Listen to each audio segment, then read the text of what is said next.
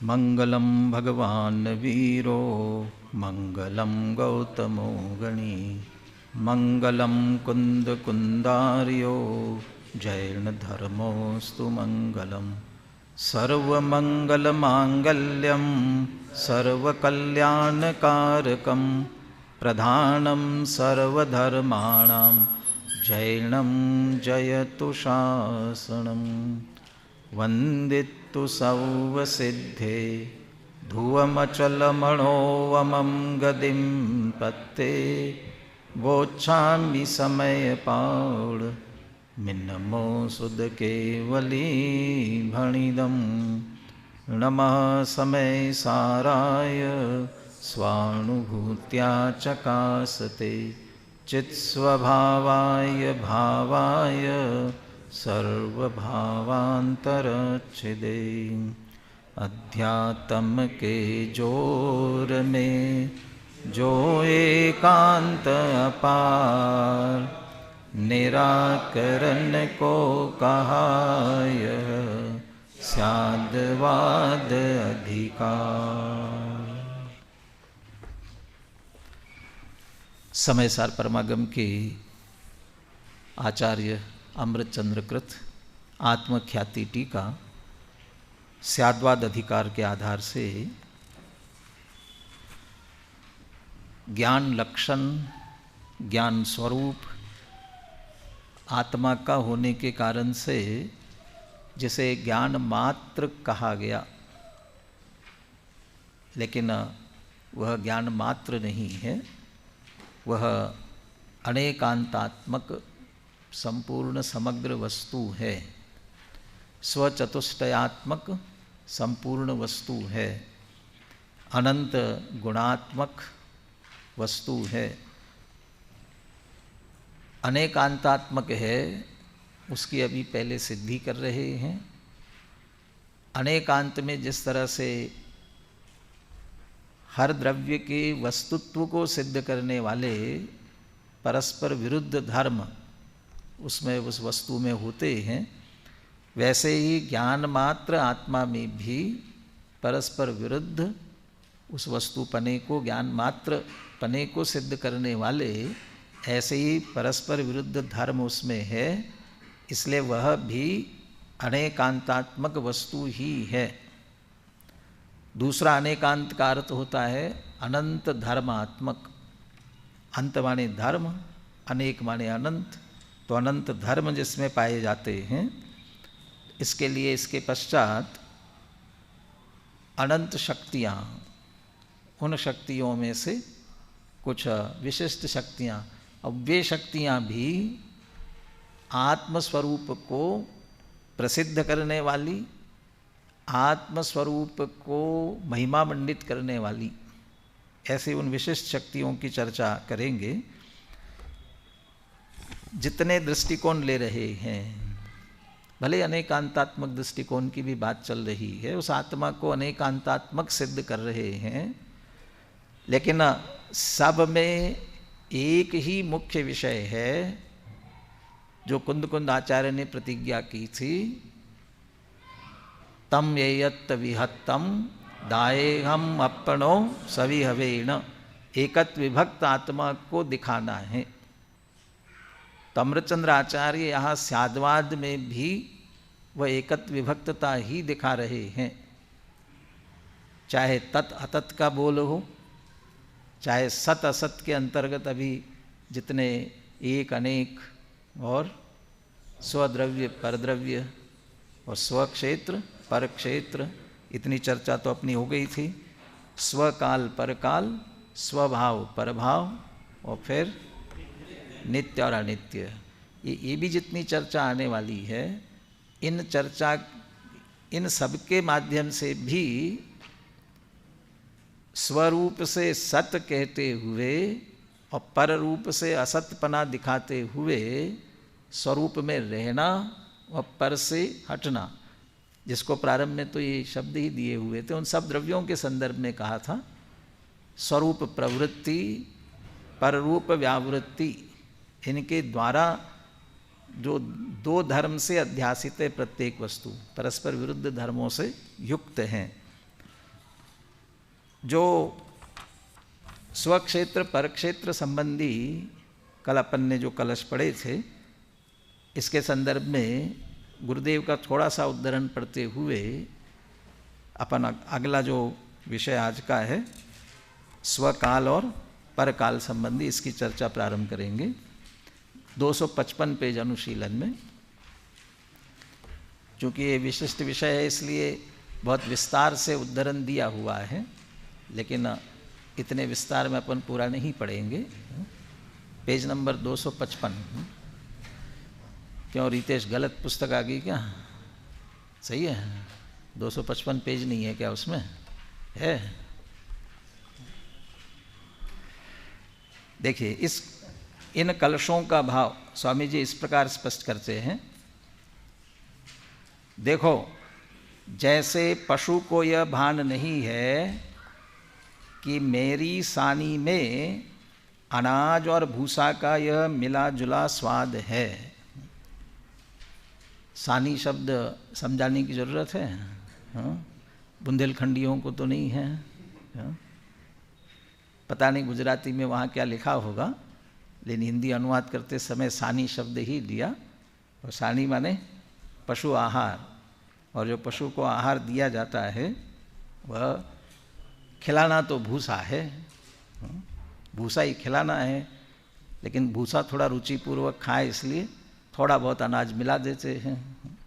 अब ये जो दोनों मिला हुआ है, पशु शब्द का प्रयोग कर रहे हैं। अब ये मिला जुला वो खा रहा है, उस समय वो क्या समझता है? वह तो उसे घास का ही स्वाद मानता है, मिला जुला होने से एक ही। ठीक इसी प्रकार या पशु शब्द का प्रयोग किया ना एकांतवादी अज्ञानी को, ठीक इसी प्रकार एकांती अज्ञानी जीव को यह विवेक नहीं है ये स्त्री पुत्र मकान पैसा आदि पृथक परद्रव्य हैं और शरीर आदि एक क्षेत्रावगाही परद्रव्यों का क्षेत्र भी भिन्न है। वो परद्रव्य वाला बोल तो हो गया था, पर क्षेत्र वाला चल रहा है, इसलिए स्त्री पुत्रादि परद्रव्य कहते हुए उन परद्रव्यों का क्षेत्र तो पर है ही, लेकिन जो देह एक क्षेत्रावगाही है वह भी परद्रव्यात्मक होने से उसका क्षेत्र भी भिन्न है। और असंख्यात प्रदेशी अपना निज आत्मा का क्षेत्र भिन्न है। आकाश के एक क्षेत्र में रहते हुए भी दोनों के क्षेत्र भिन्न भिन्न है। अपना एक ज्ञायक भाव ही स्वक्षेत्र रूप है तथा संपूर्ण परज्ञेय पर क्षेत्र रूप है। दोनों भिन्न भिन्न हैं, यद्यपि दोनों के बीच ज्ञेय ज्ञायक पने का व्यवहार संबंध है, किंतु इससे ज्ञायक ज्ञेय रूप नहीं हो जाता तथा ज्ञेय ज्ञायक रूप नहीं हो जाता, यह वस्तु स्थिति है। फिर भी अज्ञानी प्राणी पर क्षेत्र के आकार के अनुसार ज्ञान की पर्याय होने पर ऐसा न मानकर कि यह मेरे ज्ञान की ही पर्याय है, ऐसा भ्रम पाल लेता है। ज्ञान पर क्षेत्र में हो गया है, मैं पर क्षेत्र में चला गया हूँ, जबकि स्वयं तो सदा प्रज्ञा ब्रह्म स्वरूप ही है। यानी जिनको जान लिया वो पर क्षेत्र में हो गया, तो अपना अस्तित्व पर क्षेत्र में माना तो स्वयं का नाश किया, उस रूप में चर्चा थी इसकी। 257 पेज पर नीचे नीचे के 2 पैराग्राफ। अपनी पर्याय में आत्मा को जो पर क्षेत्र का ज्ञान होता है यह तो इसका अपना स्वभाव है। पर क्षेत्र को जानने रूप जो ज्ञानाकार हुआ वह स्वक्षेत्र में स्थित अपनी ही ज्ञान की दशा है। क्या इसमें पर क्षेत्र प्रवेश कर गया है अथवा स्वयं पर क्षेत्र में गया है? ऐसा कुछ भी नहीं हुआ। न परद्रव्यों को जानने के लिए वो पर क्षेत्र में गया है, न परद्रव्यों का क्षेत्र स्वक्षेत्र में आया है। जब परद्रव्यों को जानने लगा तब पर क्षेत्र मैं हो गया ऐसा माना, तो अपना अस्तित्व नष्ट किया। और स्वक्षेत्र में वे आ जाएंगे, पर आ जाएंगे तो मेरा क्या होगा, ऐसा मान करके उनका जानना जो हो रहा है वो उसका भी निषेध कर रहा है। जबकि वो जानना जो है हमारा ज्ञानाकार रूप स्वयं का स्वभाव है, उसका भी निषेध कर रहा है। ऐसी वस्तु स्थिति होते हुए स्व क्षेत्र में रहने के आशय से पर क्षेत्र में रहने वाले ज्ञेय पदार्थों के अपने ज्ञान को छोड़ दूं तो स्व क्षेत्र में रह सकता हूँ, ऐसा मानकर अज्ञानी एकांतवादी ज्ञेय पदार्थों के साथ चैतन्य के आकार को भी छोड़ देता है जो अपना स्वरूप है। इस प्रकार ज्ञानाकारों से तुच्छ हुआ वह अपना नाश करता है, और स्यादवादी बराबर इस वस्तु स्थिति को यथार्थ जानते हैं, इसलिए इस प्रकार का वो एकांत नहीं करते और अपने स्वरूप में रहते हैं। अब स्वकाल और परकाल संबंधी अभी इसकी चर्चा पढ़ते हैं। औरों की सापेक्षता में इसमें क्या अंतर आया, ये भी विचार करना। आज चर्चा होगी तो, नहीं तो कल चर्चा कर लेंगे। आज मूल अपन इसमें से पढ़ लेते हैं। पहले गद्य फिर पद्य।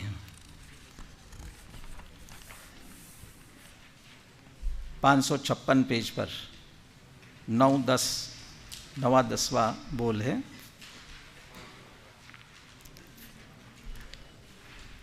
यदा पूर्वालंबित अर्थ विनाश काले ज्ञानस्य असत्वं प्रतिपद्य नाशमुपैति तदा स्वकालेन सत्वं द्योतयन् अनेकांतेव तम उज्जीवयति। अब ये पुनः पुनः कलशों में तो पशु शब्द का प्रयोग कर लिया वो एकांत अज्ञानी, परंतु यहाँ हर बार ये प्रयोग नहीं करेंगे कि वह नाशम उपैति कौन है वहाँ। तो वो एकांत अज्ञानी की बात चल रही है, वह समझ लेना, एक क्रमशः चल रहा है ना, इसलिए पुनः पुनः उसका उल्लेख नहीं करेंगे। कौन नाश को प्राप्त होता है, कब नाश को प्राप्त होता है? यदा पूर्व आलंबित अर्थ विनाश काले, अर्थ पदार्थ, ज्ञान जिस पदार्थ को जान रहा था, तो पदार्थ तो उत्पाद व उत्पन्न ध्वंसी है ना, तो वो तो उत्पन्न ध्वंसी होता रहेगा। तो जिस पदार्थ का अवलंबन लेकर के ज्ञान प्रवर्तित हो रहा था पूर्वालंबित, उस पदार्थ का विनाश हुआ, नष्ट हुआ। तो पदार्थ का नष्ट होने का अर्थ जरूरी नहीं है कि वो नष्ट ही हो गया, वो पर्याय बदल के जिस पर्याय रूप से आप जान रहे थे वो नहीं रही। वो जो उसका विनाश हुआ है, उसका विनाश हुआ, उसे मैं जान रहा था, तो वह नष्ट हो गया, तो मेरा ज्ञान भी नष्ट हो गया, क्योंकि वह नष्ट हुआ ना, तो उसके जानने से ज्ञान था मेरा। तो उसके जानते समय वो काल चला गया ना, वो जानने विनाश काले, तो उसका विनाश होने पर उसकी पर्याय का, पर्याय रूप से काल का समझ लो, उसका उस समय का विनाश हुआ, तो उसके आधार से उसके जानने वाले ज्ञान का भी नाश हो गया। इस तरह जो ज्ञान का असत्व मान रहा है, तो ज्ञान नष्ट हो गया मान रहा है, वो नाशम उपैति, वो नाश को प्राप्त होता है। ये पुनः पुनः नष्ट होता है और अनेकांत स्याद्वाद उसे जीवित करता है, ये शब्द आ रहे हैं ना। तो इसके संदर्भ में भी अनुशीलन में प्रश्न उठा करके उत्तर दिया है। पुनः आज समय रहा तो आज पढ़ेंगे, नहीं तो कल पढ़ेंगे, उसे जिज्ञासा चित्त में रख लेना। तो ज्ञानस्य असत्वम प्रतिपद्य, ज्ञान को ही असत मान करके नाश को प्राप्त हो जाता है। अनेक महापुरुषों के वैराग्य में निमित्त आकाश में बादलों की रचना हो रही थी, और बादलों की रचना में तो बहुत विविध प्रकार की रचना दिखती है। ऐसा लग रहा था जैसे बिल्कुल एक नगर बसा हुआ हो, और एक हवा का झोंका आया और वो रचना बिगड़ गई, नष्ट हो गई। तो तत्काल उन्हें वैराग्य हो जाता है, जैसे ये रचना विघटित हो गई है, ये तो बादलों की रचना थी, लेकिन ये जो दिख रही है ना, इसकी रचना भी कभी भी किसी भी समय विघट जाती है। वो तो द्वारका के संदर्भ में जिज्ञासा हुई थी किसी के मन में, और इसके लिए उत्तर के रूप में आ गया था कि 12 वर्ष के पश्चात ये जल जाएगी, तो ये तो आ गया, तो जलेगी, नष्ट होगी, तो पूरी तरह से नष्ट होगी, कोई बचने वाला नहीं है। तो ऐसे ये दिखने वाली भी रचनाएं कोई भी नष्ट हो सकती होती है, ऐसा विकल्प आया तो वैराग्य हो गया। यहाँ इस बात से ये जोड़े कि देख रहे, जान रहे उसे, और वो रचना विघटित हो गई, वह विघटित हुई तो मेरा ज्ञान भी विघटित हो गया, नष्ट हो गया, क्योंकि उसको जानता हुआ मेरा ज्ञान था, वो नष्ट हुआ तो मेरा ज्ञान भी नष्ट हो गया। अभी मैं वो बाकी के बोलों में और इसमें क्या अंतर आया, ये सोचने के लिए कह रहा हूँ, इस पर विचार करना, बाद में और करेंगे इस पर बात। तो ये पहली बात हुई। अब इसे कह रहे हैं, ये तो अज्ञानी एकांती कह रहा है, उसके साथ साथ मेरा ज्ञान भी नष्ट हुआ। तब अनेकांत स्याद्वाद क्या कहता है, तदा स्वकालेन सत्वम द्योतयन अनेकांत एव तम उज्जीवयति।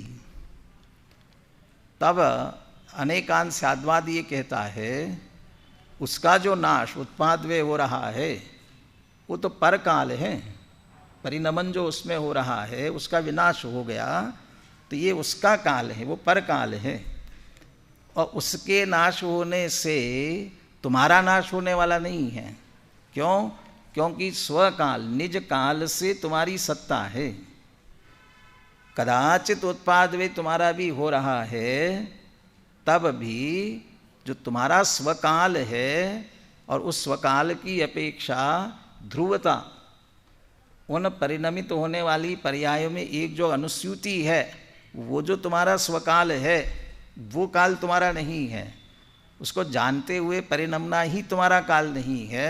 तुम्हारा अपना स्वयं का जो अनादि अनंत एक रूप रहने वाला, ज्ञान ज्ञान ज्ञान ज्ञान रूप परिणमने वाला वो जो स्वकाल है, उस स्वकाल की अपेक्षा तुम्हारी सत्ता बराबर है, उसमें कोई अंतर नहीं पड़ा है।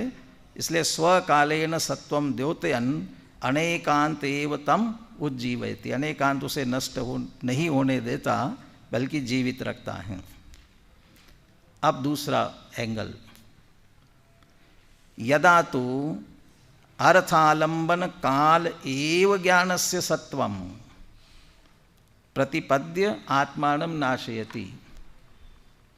ज्ञान की सत्ता, ज्ञान ज्ञान रूप कब है? ज्ञान कब कहलाता है? जब ज्ञेयों को जानने का उसका काल है तब। इसका अर्थ ज्ञेयों के जानने का काल नहीं होगा। बड़े ज्ञेयों को नहीं जान रहा होगा तो फिर क्या है? वो नष्ट हो गया।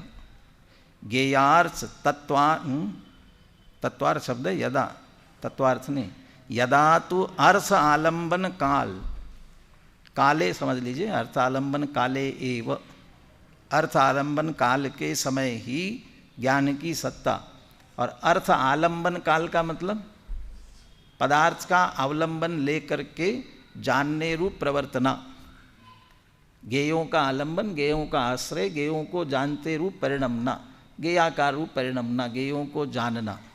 तो जब वह ज्ञेयों को जान रहा है तभी ज्ञान की सत्ता है। तो जो ज्ञेयों का जानना, ज्ञेयों का आलंबन का काल, वो ज्ञेयों का परिणमन है। ज्ञेयार्थ, ज्ञेय का जानने की बात मुख्य नहीं लेना अभी, उनका जो काल, और उसके साथ जुड़ेगा तो सत्ता है। तो वो तो परकाल है। तो उस परकाल से तुम्हारा क्या लेना देना है? फिर भी उसी से सत्ता मानता है। और यदि ये जुड़ान नहीं हुआ, उन पदार्थों का परिणमना वो उनका काल है। उस काल से मैं जुड़ूंगा तो मेरी सत्ता रहेगी। एक विवक्षा से तो बात तो सही है। ज्ञान कब ज्ञान कहलाएगा? ज्ञेयों को जानेगा तभी तो ज्ञान कहलाएगा। ज्ञेयों को नहीं जान रहा है तो उसको कौन ज्ञान कहेगा? जो अपने निक्षेप है, उन निक्षेपों में भाव निक्षेप, भाव निक्षेप की अपेक्षा आप विद्यार्थी है कि नहीं है, तो अभी तो घटित हो जाएगा। तो आप विद्यार्थी हैं। और अभी 9 बज जाएंगे, आज 9:30 बज जाएंगे, उसके बाद भोजनालय जाएंगे। तो जब भोजनालय जाएंगे तब विद्यार्थी होंगे कि नहीं होंगे? भाव निक्षेप से विद्यार्थी नहीं होंगे। अब भाव निक्षेप लगा लिया इसलिए हम कहेंगे कि नहीं कहेंगे। अब वो सब विद्यार्थियों को अभी भोजन के लिए जो भी समय, रात्रि की बात नहीं कर रहा हूँ, जब समय होता है तब ये कहा गया, एक उठ के गया नहीं। ये क्यों? किनको भोजन की व्यवस्था है? विद्यार्थियों को। तो विद्यार्थी को है तो जो पढ़ रहा है उसको है, तो वहाँ तो पढ़ना तो होगा नहीं, तो विद्यार्थी कैसे रहेंगे? तो विद्यार्थी नहीं रहेंगे तो भोजन कैसे कर सकते हैं? तो वो उस समय अपनी असत्ता मानेगा, मैं हुई नहीं ना, विद्यार्थी नहीं है तो भोजन कैसे कर सकता हूँ। तो मैंने जब पढ़े तभी विद्यार्थी, नहीं पढ़े तो विद्यार्थी कैसा? परंतु अब विद्यार्थी पना होता है तो पढ़ने से नहीं, वो पूरा एक सामान्य अपेक्षा से आगे पीछे लेते हुए सभी विद्यार्थी पना ही कहा जाता है। ऐसा ही यहाँ कोई कहे ज्ञान कब ज्ञान कहलाएगा? जब ज्ञेयों को जाने।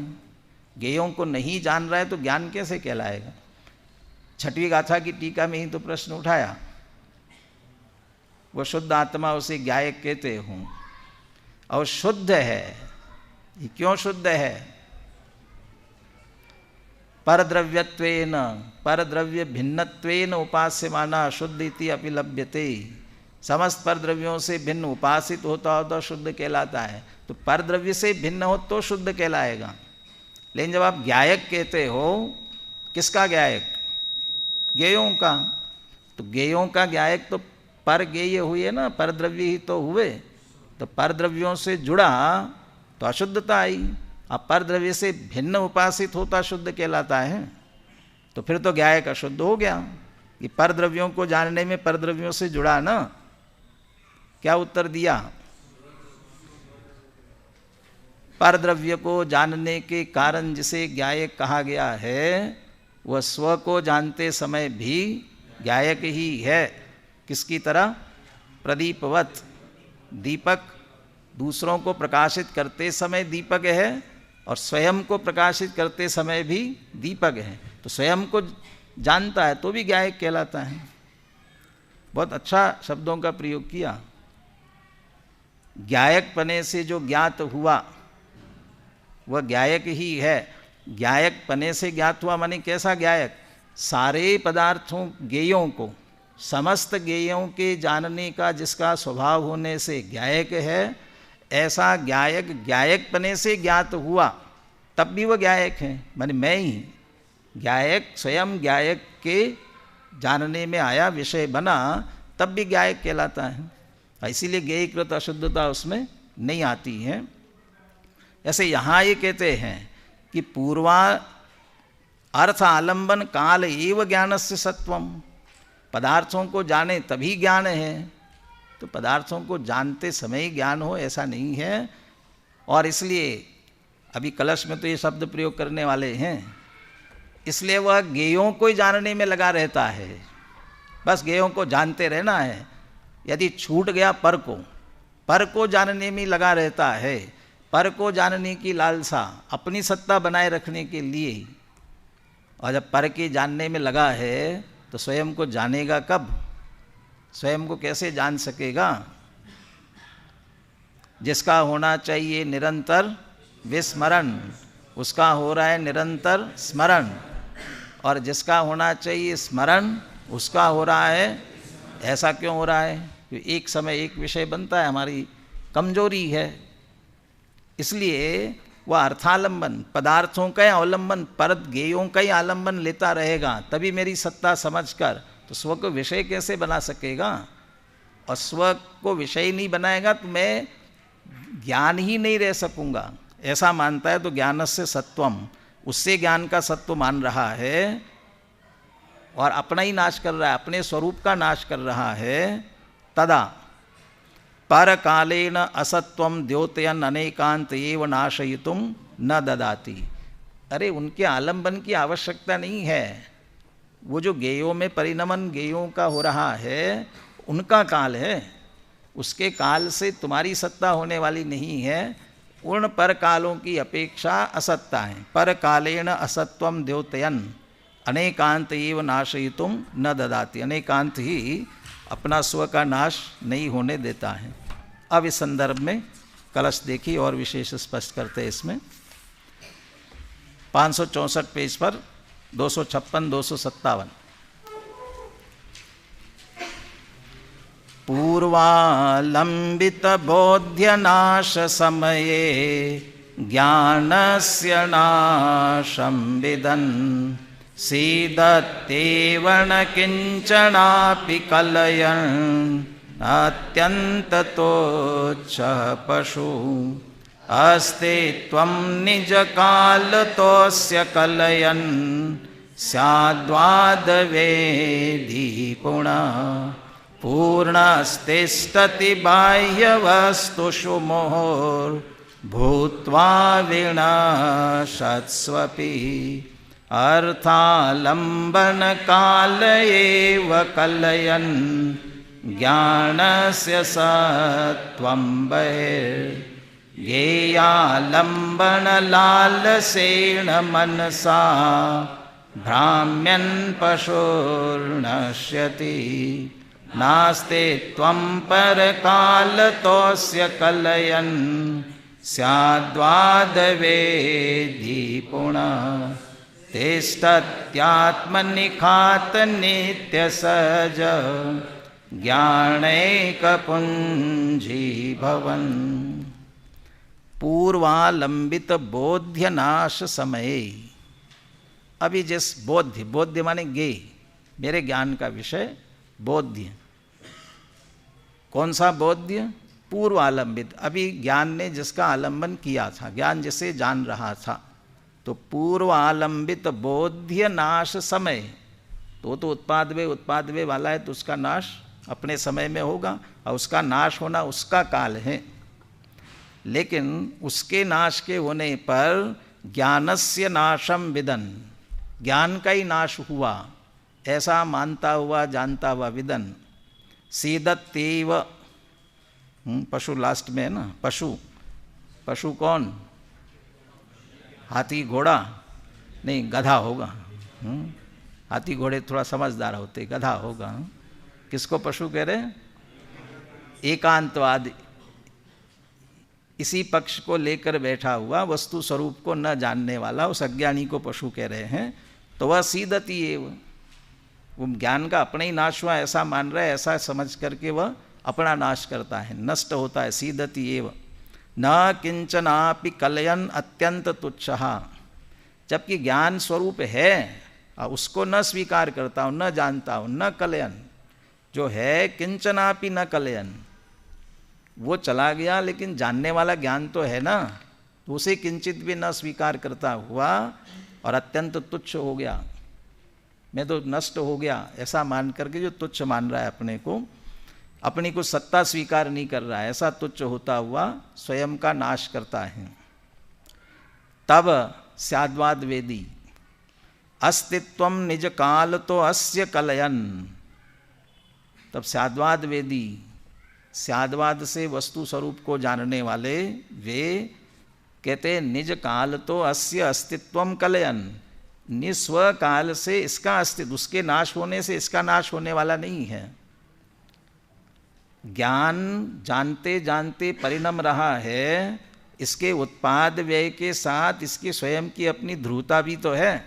तो उत्पाद व्यय द्रव्य युक्तम सत, इस ध्रुवता से ये इसका स्वकाल है। तो ये उस अपने निज उसके जानने पर ही तुम्हारी सत्ता हो ऐसा नहीं है। तुम्हारी सत्ता सदैव सर्वम को नेच्छेद स्वरूपादि चतुष्टया, तो स्वरूप चतुष्टय में ज्ञान का निज स्वकाल, तो ज्ञान का स्वकाल कहाँ है? वो तो जीव द्रव्य का है, ज्ञान का कहाँ है स्वकाल? तो जीव द्रव्य का है, वही ज्ञान का है। क्यों? क्योंकि वह जीव द्रव्य ही ज्ञान में है, ज्ञान ही जीव द्रव्य में है। माने उसके अनंत गुण। ये जो अपने परस्पर एक द्रव्य के अनंत गुण होते हैं, उनमें सब में परस्पर में एक दूसरे का रूप होता है। तो अस्तित्व सत्ता गुण का रूप ज्ञान में है ना, तो उस ज्ञान से उसका सत्पना है, वह उसका स्वकाल।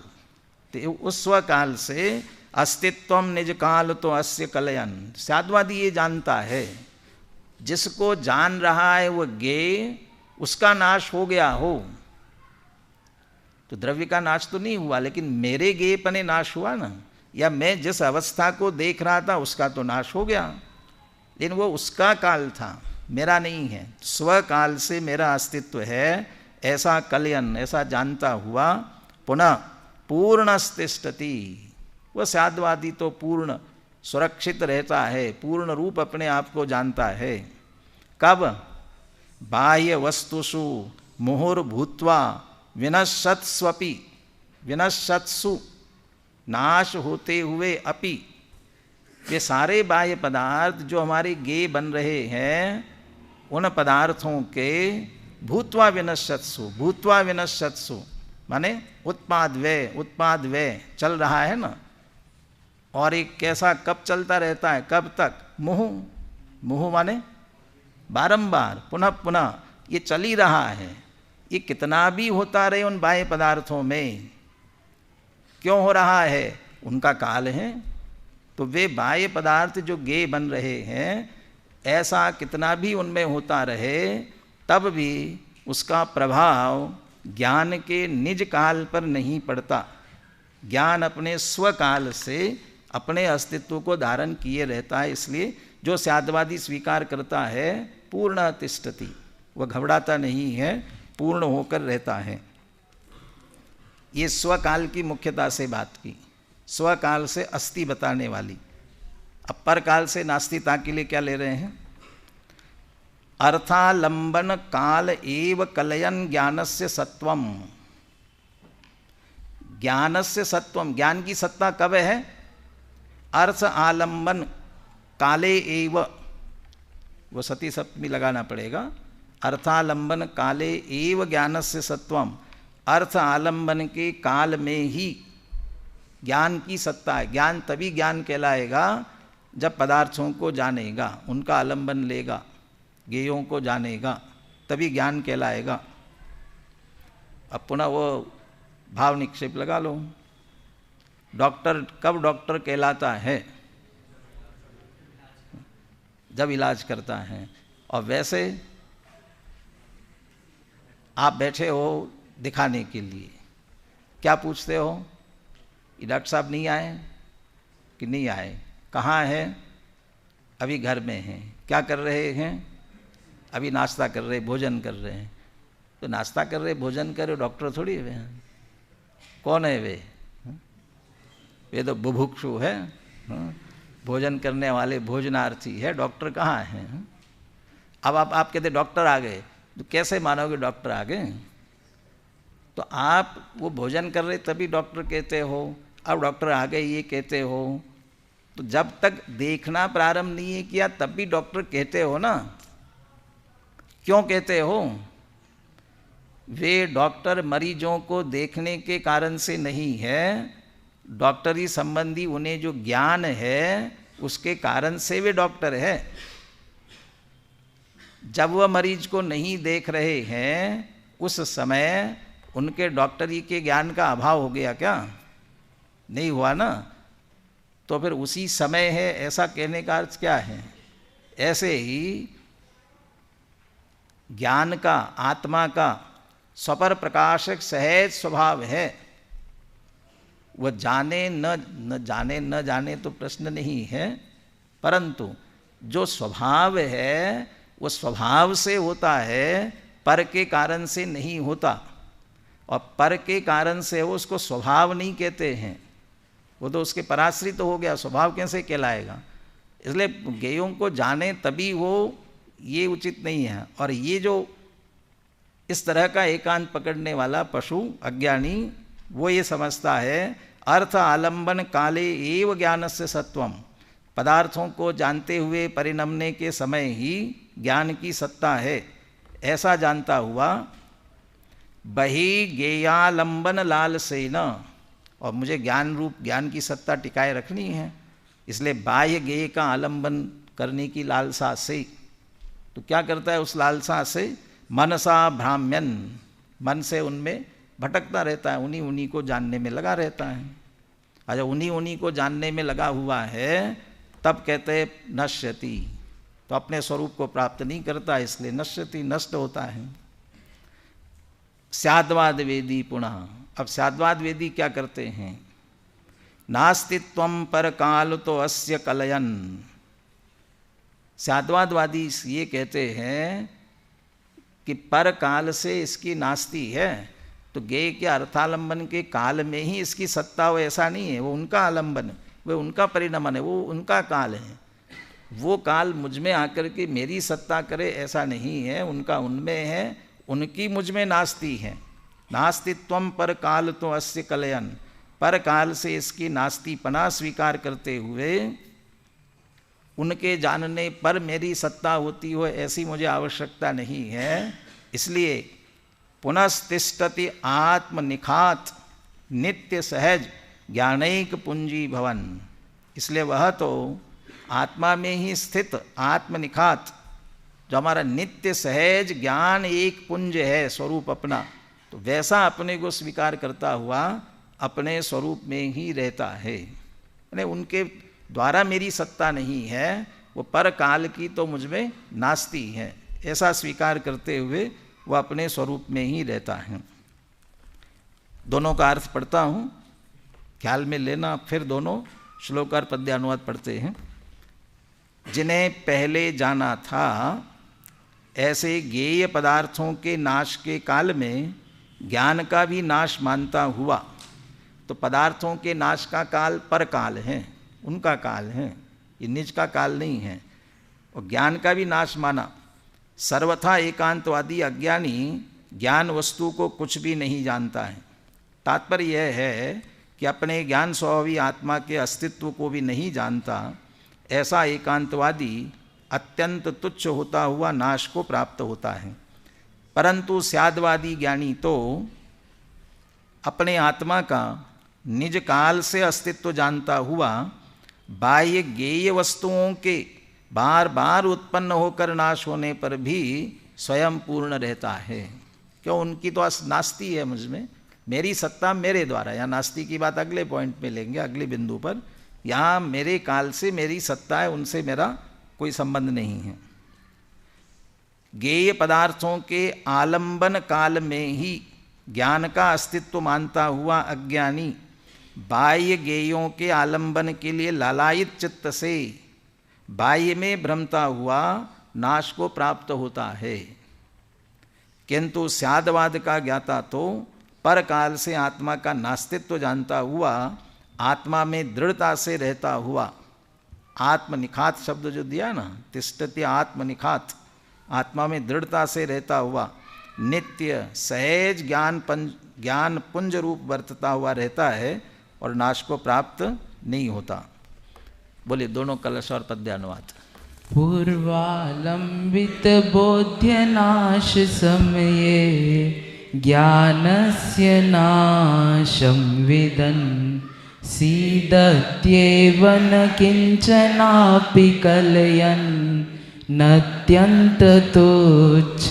पशुः अस्तित्वं निजकालतोऽस्य कलयन् स्याद्वाद वेदी पुनः पूर्णास्तिष्ठति बाह्यवस्तुषु मुहुर्भूत्वा विनश्यत्स्वपि अर्थालंबन काल एव कलयन् ज्ञानस्य सत्वं बहिर्ज्ञेयालंबन लालसेन मनसा भ्राम्यन् पशुर्नश्यति नास्ति त्वं परकालतोऽस्य कलयन् स्याद्वाद वेदी पुनस्तिष्ठत्यात्मनिखात नित्यसहज ज्ञानैक पुंजी भवन।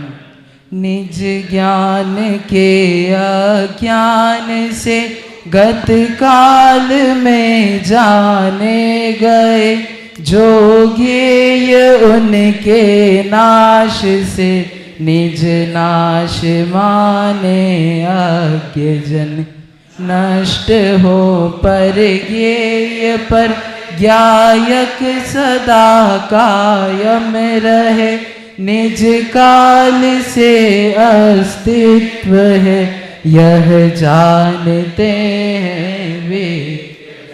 अर्थावलंबन काल में ही ज्ञान का अस्तित्व है, यह मान कर पर ज्ञेय लोभी लोक में आकुल रहे। पर काल से नास्तित्व लख कर स्यादवादी विज्ञ जन।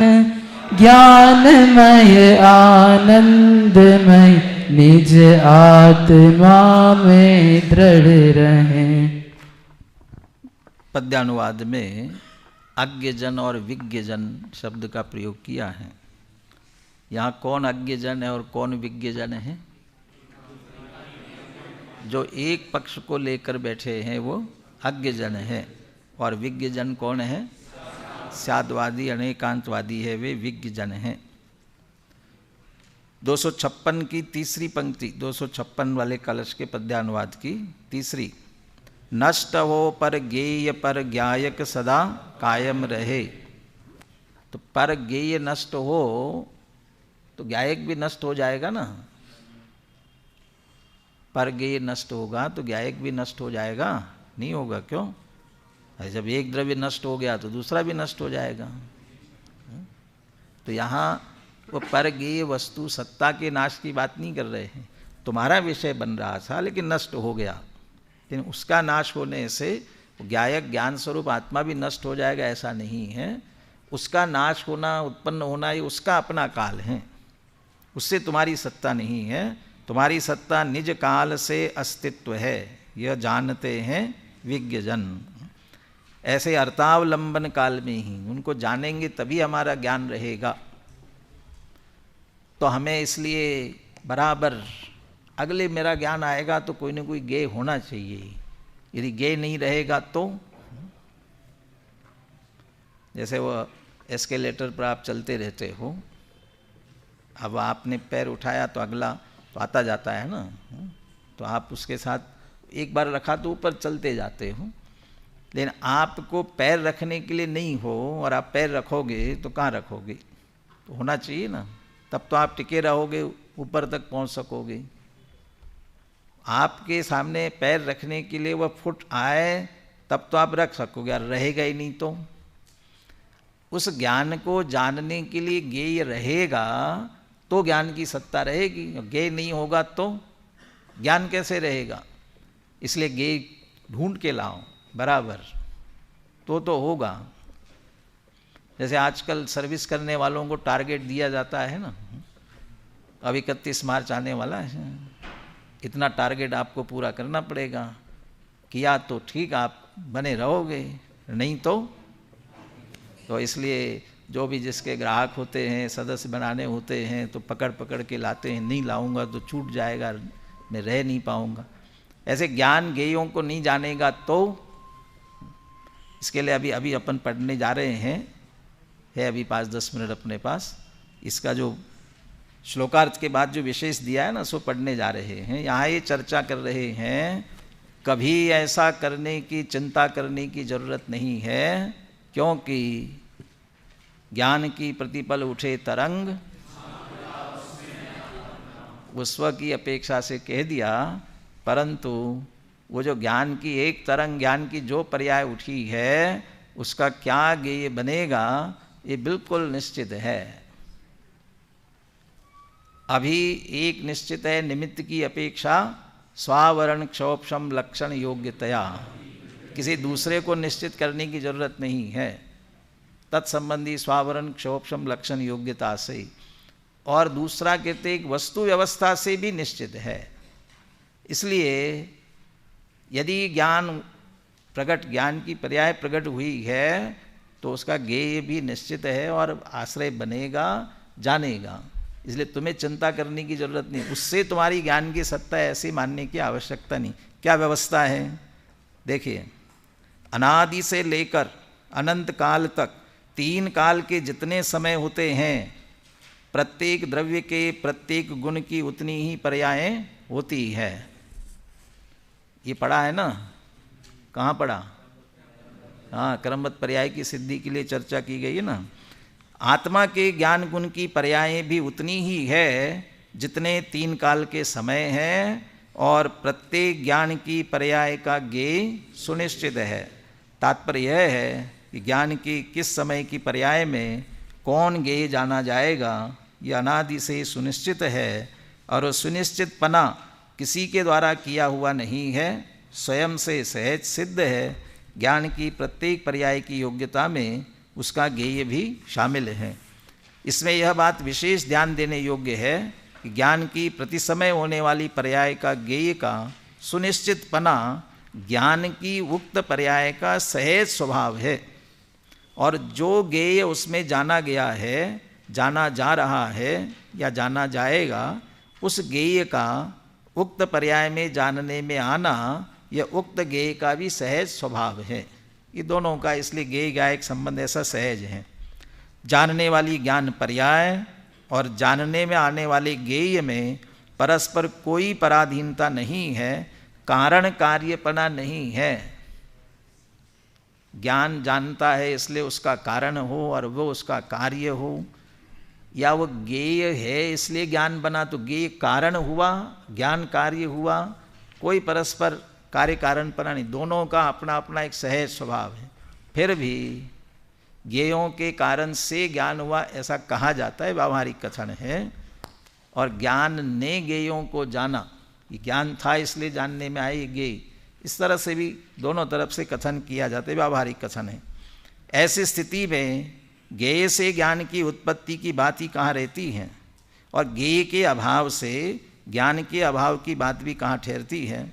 इस प्रकार हम देखते हैं स्वकाल परकाल संबंधी भंगों के संदर्भ में हुई संपूर्ण चर्चा का सार यह है, कुछ एकांतवादी अज्ञानी तो भूतकाल में जाने हुए ज्ञेय पदार्थों के नाश के साथ साथ उन्हें जानने वाले ज्ञान का भी नाश मानकर अपना नाश करते हैं, और कुछ एकांतवादी अज्ञानी ऐसा मानकर नाश को प्राप्त होते हैं कि ज्ञान जब ज्ञेयों को जानता है तभी वह सत्स्वरूप है।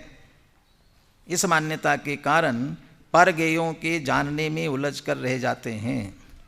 स्याद्वादी ज्ञानी तो पर ज्ञेयों के काल से अपना नास्तित्व मानते हैं, अपने काल से अपना अस्तित्व मानते हैं, इसलिए अपने में ही रहते हुए ज्ञान पुंज रहते हैं, अपना नाश नहीं होने देते हैं। ऐसे ही हम अपने आप को ज्ञान पुंज स्वीकार करते हुए अपना अनुभव करें। इसी मंगल भावना के साथ अभी की चर्चा पूर्ण करते हैं।